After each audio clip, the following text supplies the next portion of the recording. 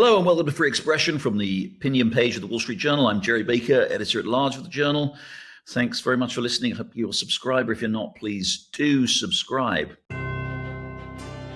From the opinion pages of the Wall Street Journal, this is Free Expression with Gerry Baker. I'm coming to you this week from California, where there's a Wall Street Journal conference. I'm recording this on Wednesday morning, the morning after the night before, as far as the little mini kind of election day that we had, obviously, yesterday, the off-year elections. And I think it's fair to say that those election results were pretty startling. Perhaps the overall headline is that maybe the reports of the death of the Democratic Party have been greatly exaggerated.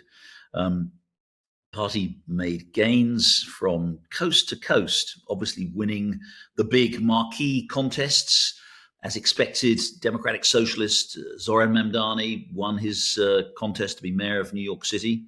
But perhaps more interestingly, results in neighboring New Jersey, where Mikie, Sherrill, the Republican candidate, won the governorship. Virginia, where Abigail Spanberger, Democrat, won the governorship. Both of those won by unexpectedly large margins, double-digit margins. Democrats also won very, very big I'm coming to you from California this week, here in California, in the Proposition 50 vote, the ballot measure that would allow Governor Gavin Newsom and his Democratic colleagues in Sacramento to conduct a redistricting of California's congressional seats, which would hand the Democrats additional 5 seats. That, of course, was in response to the Texas Republicans conducting their mid-cycle redistricting. The Proposition 50 passed overwhelmingly here last night, very, very big majority. And in smaller, kind of lower profile races across the country too, Democrats did extremely well. They won statewide contests in Georgia. They won big in many races, in important races in Pennsylvania, state races in Pennsylvania. It really was essentially, if you had a D against your name last night, you pretty well won everywhere, including, I should say, and perhaps this is a reflection not only perhaps of the Democratic Party, but also of the popular mood at the moment, the mood of popular discontent that, of course, Jay Jones, that Democratic candidate for Attorney General in Virginia, the man who of course, famously said in messages to a colleague that he would like to murder his political opponent and see the deaths of his political opponent's children. He actually won that race, not by as much as Abigail Spanberger, but comfortably won the race for Attorney General. That, probably says if people are willing to vote for someone like that, it probably tells us something about the level of dissatisfaction in the country at the moment. Some of the details of the results were particularly interesting. It does look as though Latino voters, who of course were a key element in Donald Trump's victory last year, he won a greater share of the Latino vote in the presidential election than a candidate has won in a long time. Latino voters seem to have, according to exit polls, seem to have turned dramatically against the Republicans in these elections in places like suburban New Jersey and suburban Virginia and in other parts of the country too. Maybe a warning sign there to Republicans, to the Trump administration, that while people broadly support his immigration clampdown, maybe some of the tactics that are being used are sending a shiver through communities, not just communities of illegal immigrants in this country, but of those who are here legally. So there's maybe an interesting lesson there. But what seems to be also the larger lesson is that people are dissatisfied, but American voters are dissatisfied with the state of the country, particular concerns, again, according to exit polls shown in most of those big states, concerns about affordability, about the cost of living, about the state of the economy more generally. So lots of warning signs for Republicans there, particularly, by the way, all this coming in the context of the government shutdown, which has just become a record government shutdown, rising concerns about what that may mean for certain people who are dependent on government welfare programs like food stamps and things like that. And more generally, a sense that the country is not functioning as people expect it to do, and certainly is how they voted for it a year ago when they elected Donald Trump and the Republicans. So lots to chew over. We should say, obviously, these are not midterms. These are, these off-year elections. Relatively small number of Americans actually go to the polls. There's plenty of history of a party doing well in these off-year elections and then doing much less well and the midterms next year, so we shouldn't get too carried away. But there are nonetheless, the scale of the Democratic victory on Tuesday night, I think, is such that there are lessons, and I think we need to chew over them and understand maybe whether or not the administration needs to make some course corrections, or what it also more generally tells us about the direction of the country. Well, I'm delighted to say that to do this week, I'm joined by someone who's an expert, especially on urban politics, who's written a lot about the state of American cities, especially New York City, California cities, and others. I'm joined by Joel Kotkin, who is a professor at Chapman University in California. And we're going to dig through not just the results in New York City and some of these other big contests. We're also going to look at perhaps what these results tell us more broadly about the demographic and political state of the United States. So I'm delighted to be joined by Joel Kotkin. Joel, thanks very much indeed for joining Free Expression. Oh, it's my pleasure. Well, lots to talk about. We're recording this on Wednesday morning. I'm in California. You're in California. Lots to talk about what happened here. But let's start off. I want to get your general take on last night's results. It obviously was a very, very good night for the Democratic Party across the country, coast to coast. We saw bigger Democratic gains than expected, not only in the big sort of marquee races, but in many of the kind of down ballot races in many states. Big advances. What's your initial take on last night's result? Well, I think there are two big stories. One is clearly, and I'm writing a piece for Spiked actually about this weekend, that MAGA is beginning to show signs of falling apart. I think the most important results were in the suburbs in New Jersey, where Democrats did better than before. Washington D.C. area is a somewhat of an anomaly because of the shutdown and Doge, and then I think that the other big story is that the left wing of the Democratic Party didn't win everywhere, but won in a lot of places, and is already in place. And really, as somebody who was a Democrat for most of my life, it's just like, who are these guys? I mean, this is not, this is not Hubert Humphrey. This is not, Pat Brown. Even it's not even Jerry Brown. It's something beyond anything else. And I think, frankly, if I'm Gavin Newsom, who obviously won a big victory, I would start, as he always does, move back and forth. He should now move to the center and become the alternative to the Mamdanis. The good thing is he was born in Uganda, so he can't become president. Yeah, one of the things that struck me about the results was that we saw, it was a patchwork, wasn't it, of Democratic results. I mean, you had, it almost seemed like, different sort of Democratic candidates, horses for courses, really. You had the far left Democratic Socialists winning in, not surprisingly, in a far left city like New York City, but you had these kind of supposedly sort of moderate, at least anyway, somewhat more moderate former congresswomen winning governor's races in Virginia and New Jersey.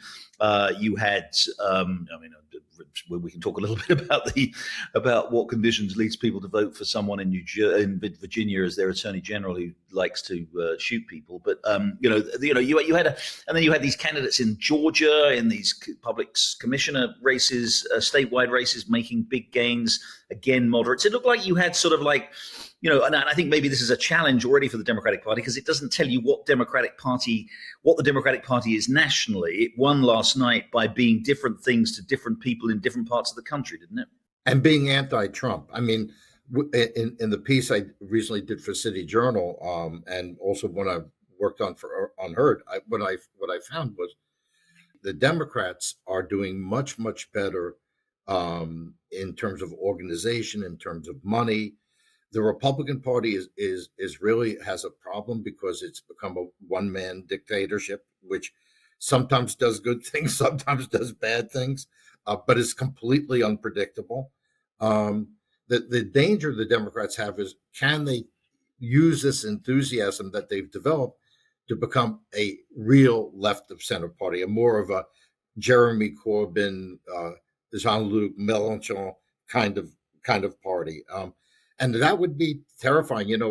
Like most young Jewish kids growing up in the New York area, first in Brooklyn and then Long Island, I was born to be a Democrat. Yeah.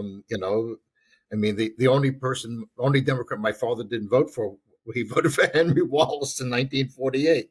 I mean, so, I come from, I was a protege of Mike Harrington. So, I understand something has happened even in the left that's taking an incredibly ugly turn. And I think you're making a good point that it's really very different than, let's say, Spanberger or Merrill. Those are different phenomena. But one other thing, just so I mentioned, is Trump is the best thing that's happened to the left wing of the Democratic Party. Sure. Yeah. They were in the process of self-destruction, and he rescued them. Yeah. And as I argued in my column this week, you could also say that the left wing of the Democratic Party is the best thing that's happened to Trump. But let's dig into a little bit into these results. And I apologize to some of my listeners who think we're all New York obsessed. I mean, I live in New York. I'm a New Yorker. Joel, you're a New Yorker by birth. I think by birth and upbringing, we do tend to give New York way too much attention. And particularly politically, it is a very, very, very sui generis city. Its politics are very, very different. It's 75% Democrat. It's not remotely representative of the country. So we can read too much into it, but let's precisely proceed to do exactly that and read into that result last night. Mamdani, despite some suggestions in the last week or so that maybe the gap was closing, Mamdani wins that election pretty comfortably, which also, puts to rest the idea that if Curtis Sliwa had just stepped aside and let Cuomo have all those votes, he wouldn't have won anyway. So Mamdani, Democratic Socialist, immigrant, Muslim, with a long track record of having said some pretty disturbing things, some of which he's backed away from, some of which he hasn't. But tell us, Joel, with your knowledge of cities, you're an expert on cities, you're an expert on urban politics and demography, and your knowledge of New York. What do you take away from the fact that that we have this radical, very, very radical figure now leading America's largest city? Well, I think the first thing is obviously the New York case, and I think there are other cases as well. But in the New York case, you had several things. The old New York that I grew up in, which had 2 million Jews, is now a city of 1 million Jews. So there's already been this sort of demographic change, but there's also been the loss of the old working class that existed in New York. A lot of those people have moved out of the city. They've moved to different parts of the world. People with children. Manhattan, by some reports, would tell you that basically the majority of people in Manhattan are not only single, but have never been married. So you have a very unique demographic. What's amazing about it is that it was the hipsters who elected Mamdani. Brooklyn went overwhelmingly for Mamdani. And this is part of I think what happened was there was a huge movement of professionals into the city, sort of somewhat replacing the old working class. But the problem is the economy of New York, and the economy in general, but particularly in New York, wasn't generating high wage jobs. I mean, I have a 21-year-old in New York myself, and, I'm worried, like, how is she going to possibly support herself? I mean, I guess that there's always the bank of mom and dad, but so you have these people who are squeezed, and there are analogs of that same group in Minneapolis, in Seattle, in San Francisco, in Oakland, in Los Angeles. And then you add the Trump factor, and I mean, how Karen Bass is likely to be reelected easily, given her amazingly incompetent record, is proof that if you're anti-Trump enough, you can be elected in any Democratic district. And so we're in this weird period. Now, the interesting struggle, I think, is the cities are much more radical in their politics than even the Democrats outside of the cities. They have suburbs and exurbs and small towns where people have kids, where they buy homes, where they actually grow up. And it's going to be interesting to see if the Democrats can figure out a way to hold on to the Mamdani types and to this sort of middle class, middle-aged, families who this time around did not vote for the Republicans. I wonder what you think the consequences of Mamdani are likely to be, not just for the Democratic Party, but for our politics and culture more generally. It seems to me a lot of people make this point that it's George Will of the Washington Post made the rather good point that it's every now and then we have to prove that socialism is a terrible idea and doesn't work. So it's probably a good thing that we're going to educate a lot of young people who are naive about socialism that it doesn't work. The counter argument to that is that, first of all, he can't really do very much. We know that the political constraints on the New York City mayor are quite strong. He can't actually, turn New York into a sort of one socialism in one city, a la President Mitterrand tried to do in France in the 1980s. He can't really do that. And I suspect so. What happens is he does probably end up, and I thought, by the way, his acceptance speech last night was an indication of this. He kind of does. Instead of talking about the issues that got him elected and the kind of things that you and I have talked about with, the cost of living, the affordability, given that he can't put taxes up by a huge amount on the rich, and he can't hand out massive amounts of free stuff to people and get the city into even deeper fiscal trouble, he'll focus on the kind of performative art of left-wing politics, which means, surprise, surprise, more and more of the identity stuff, more and more of the kind of, anti-police, more and more of the culture war stuff. And I wonder, what you give me your sense of what he will do and what he will actually be able to achieve in the next few years. Well, I mean, first of all, I think that the reason you have a Democratic Party that's going this way is it's made up increasingly of people, particularly single females, but single males who don't have kids, who are never going to buy a house or an apartment, and are a natural constituency for a socialist regime. And that same dynamic is happening in lots of places, even in the suburbs. And so, that would be the issue. This cost of living issue, which I've been writing about for about 20 years, is something that the Democrats properly see as a great political issue. B, have absolutely no policies that would make it better. So I think maybe what we have to do is we have to wait till it fails so obviously that it collapses of its own weight. The problem is, I think a lot of people are going to be stuck in that collapsing building, and a lot of things are going to be weakened. And I do feel, I have a affiliation with the University of Texas. If I'm Texas, I'm Florida, I'm South Carolina, I'm North Carolina, I'm feeling pretty good right now, because you're going to have a city who's, I would say, arguably, certainly among the most entrepreneurial groups in the city. They now feel threatened. The Jews feel threatened. A lot of the Asians who have the desire to have their kids go to the elite schools, they're going to be upset. And I think the fact that there's going to be a slow economy eventually is going to catch up, I think, with Mamdani. But, he's going to have a honeymoon. And I also think that I thought a great article by Nicole Gelinas in the City Journal, where she said, the losers are not going to be the rich. The rich, if it gets really bad, they get their pencil tower, 1-bedroom apartment, and then they live 6 months in one day in Florida. That they're not going to be hurt. Who's going to be hurt? Small landlords. Small landlords own about half the rent control buildings in the city, units, and they're going to be screwed. They're against the wall now. I think that anyone trying to run a small business, and now they're going to know that the NYPD is not going to be great on the enforcement side. There will be a backlash, I think, at some point. But it's astounding to me that the city of New York is as liberal, in quotes, as you might think it is. This was not the city of New York I grew up in, and I don't think it's a city of New York that a lot of New Yorkers live in. But we now know that there's a big group of people, predominantly young, predominantly single, predominantly childless, who are very susceptible to this. And that demographic is growing all over the country, and particularly in cities. Let's broaden this out, because again, I don't want to, for the benefit of my listeners, don't want to spend too much time on New York, but there are important lessons from New York, which were also perhaps seen a little bit last night across the country too. And talk about, and again, because you know a lot about this, Joel, the politics of race and ethnicity.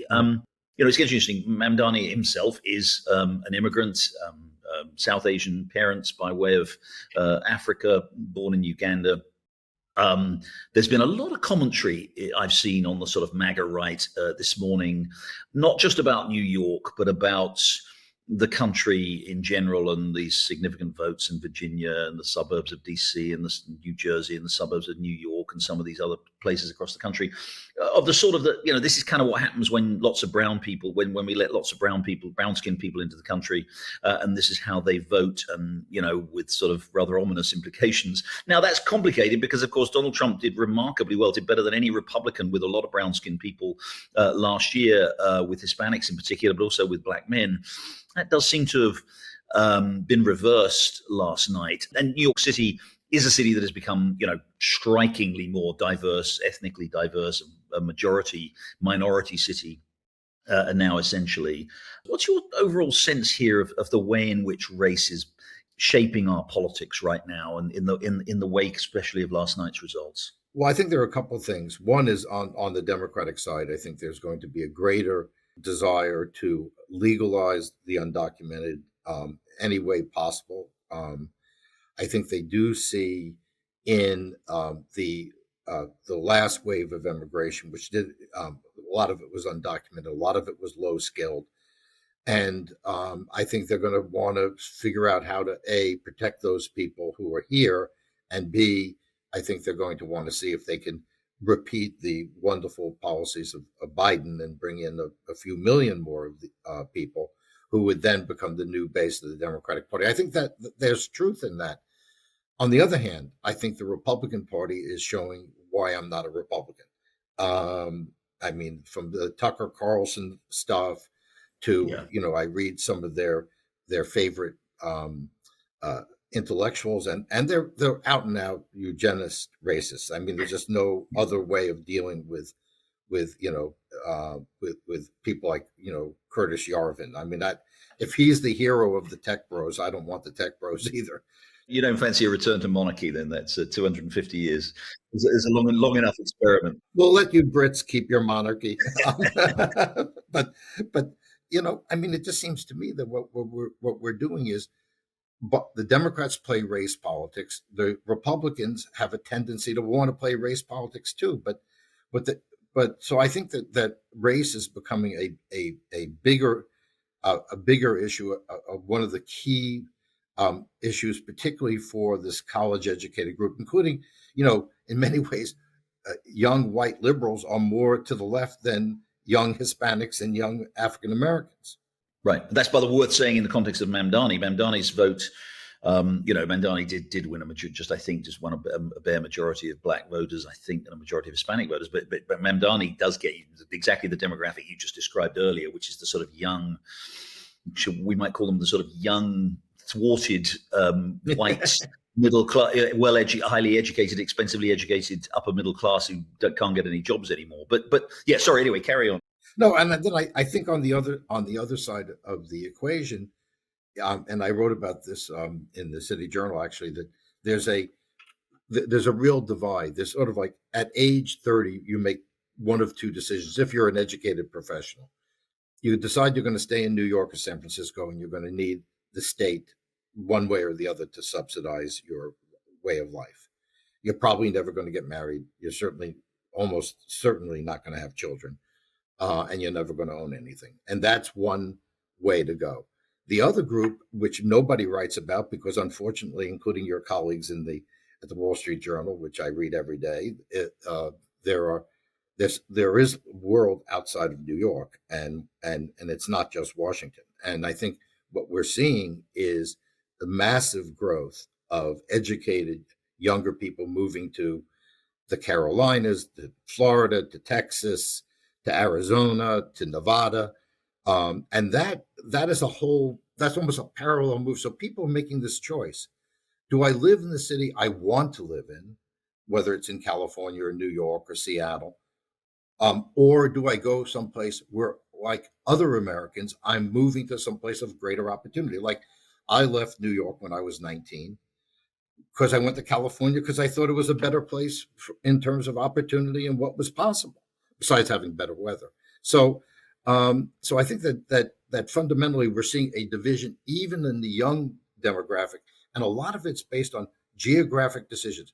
Am I willing to live in St. Louis or live in Dallas and live really well on my family income of $150,000, or do I want to live in the crate in Manhattan? That's the choice that you make. Just very quickly again on this question of race, and then I want to go on to California, where you live and which you've studied a lot, because that result was interesting last night too. But just one more quick question on the racial politics.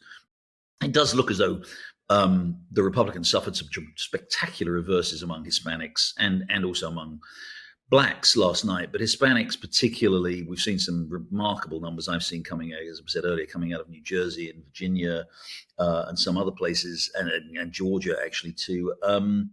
And you know, I think the immediate impression, the immediate interpretation that people are putting on that is, and perhaps understandably, real concern, alarm, and anger in the Latino community. Many people voted. You've seen some stunning numbers of districts, precincts, state districts that voted heavily for Trump. Hispanic district voted heavily for Trump last year, voting massively against the Republicans this year.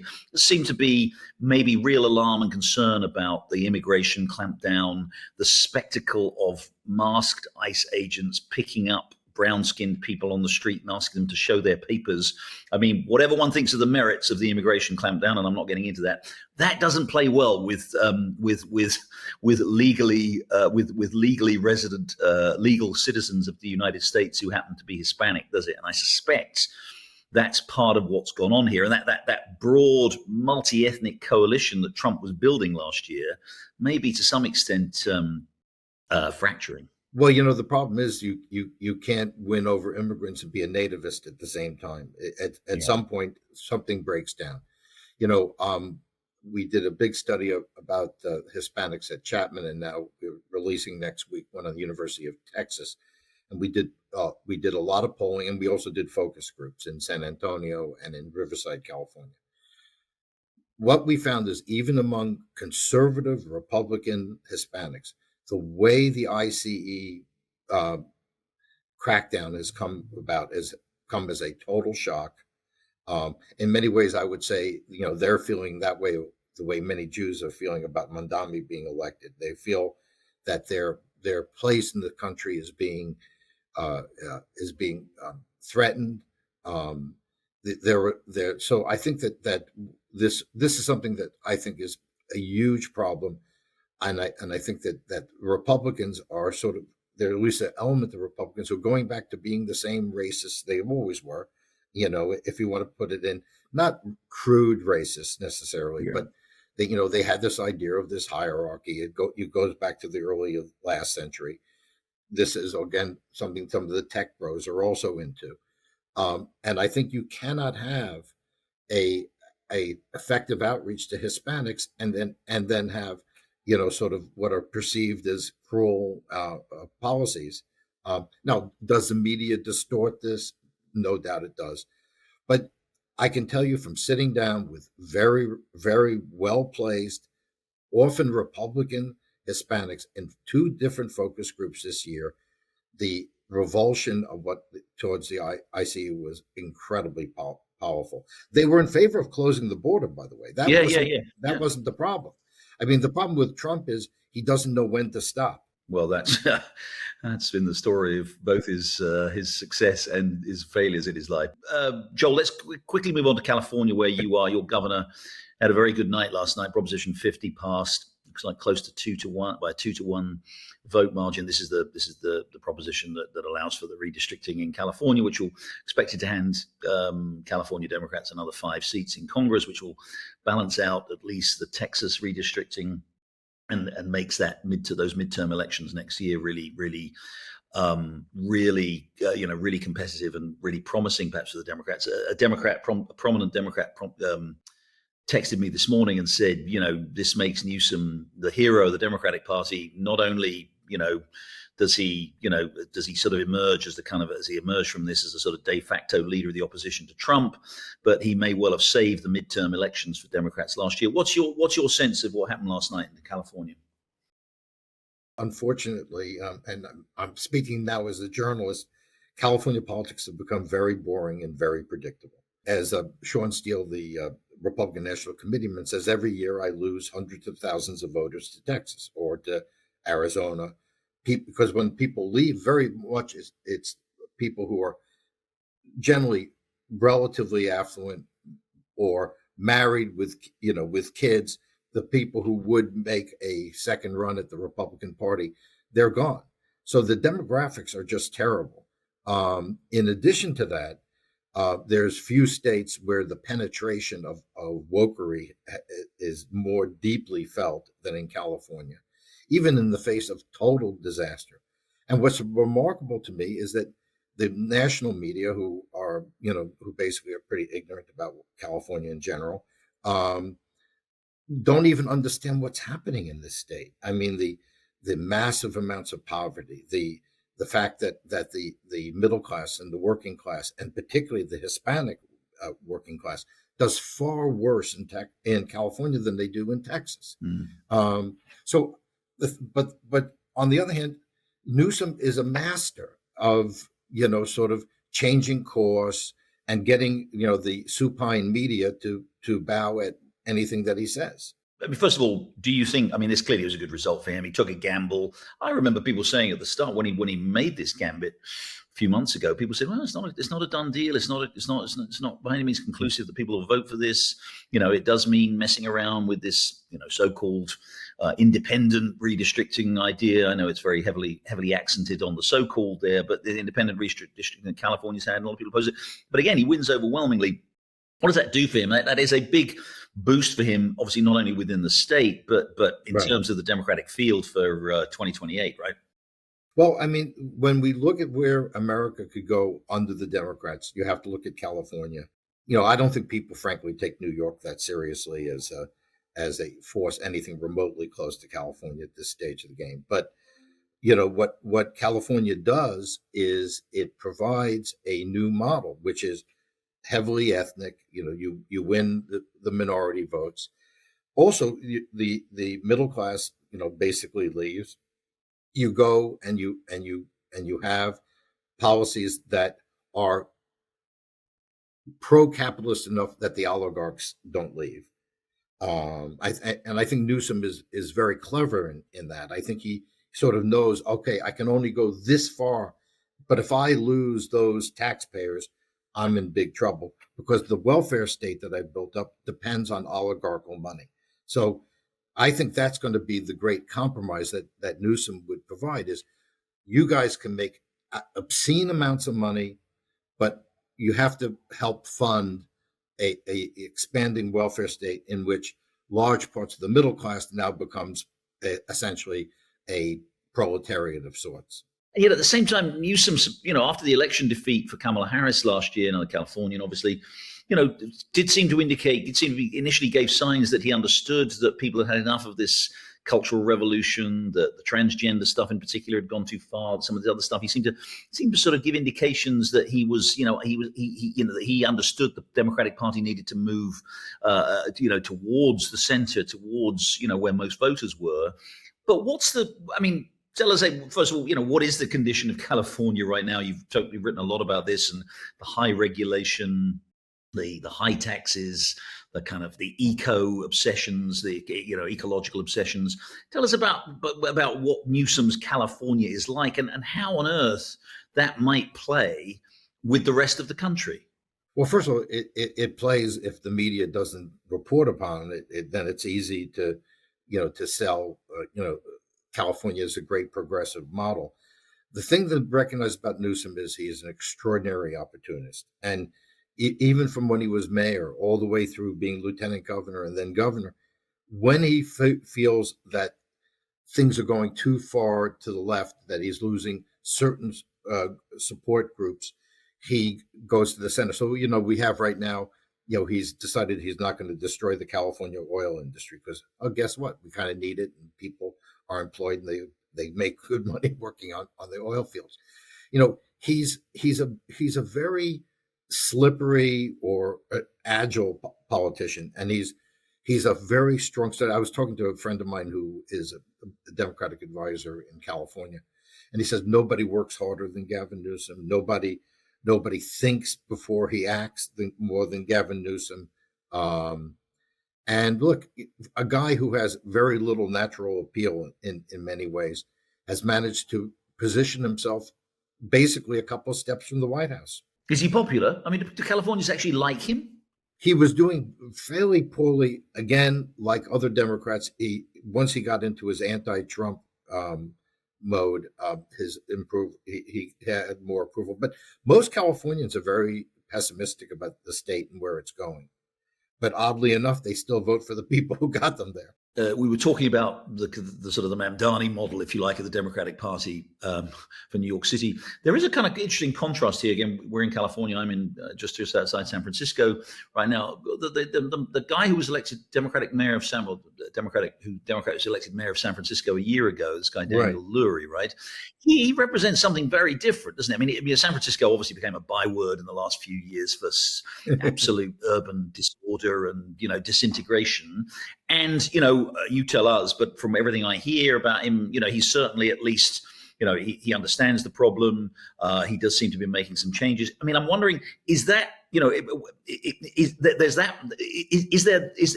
that suggest a recognition, even among San Francisco Democrats, who we probably like to think of as the kind of craziest around, that actually that things have gone too far, and that the lessons of the last few years are that they need to be much more focused on the needs of ordinary people rather than on these sort of crazy ideological progressive nostrums? Well, I think first of all, I think you have the initial situation, which is that in Lurie won in part because he had a lot of money to spend, because he's heir of the Levi Strauss fortune, and people had enough. But now what I'm hearing from people in San Francisco is the progressives are back, right? And because essentially, again, it's the same demographic. If you don't have middle class and working class, upwardly mobile families, and you have a city of overpaid, underpaid professionals and an elite who buys their way out of everything. It's like in New York. Fidel Castro could be mayor of New York, and it wouldn't really matter, because if you're living in a pencil tower and you pay for your own security and you never get in the subways, what do you care? So I think that fundamentally, I think we're really headed into a situation where it's become all memes all the time, and Newsom, to give him credit, he understands that. He understands that coming out with complex position papers, it doesn't matter in this day and age. And so, he's a very adept politician, and I think that we're going to see a struggle, I think ultimately will be between the more Mamdani, left-wing, massive redistribution people, and then the ones like Newsom who work with the oligarchy and try to come up with enough of a welfare state to keep the peasants from rebelling. And those are going to be the two pieces of the Democratic Party. Just final question, Joel. Just a very broad one on the state and the future of American cities. Obviously, American cities are very diverse and very different. But again, you've written a lot about them. They do have a lot of commonalities. And you've written also very interestingly about the advance of artificial intelligence and how that's changing employment and the nature of cities. We've seen how the pandemic changed the nature of work in many American cities, much more remote working. All that seemed to sort of threaten to hollow out American cities. I mean, as you look forward, sort of put a sort of futurist hat on, are these cities? Are our cities going to be recognizable in any way? I mean, and is this, these left-wing Democrats who've controlled so many of these cities for so long, raising taxes, failing to deal with crime, failing to deal with urban decay?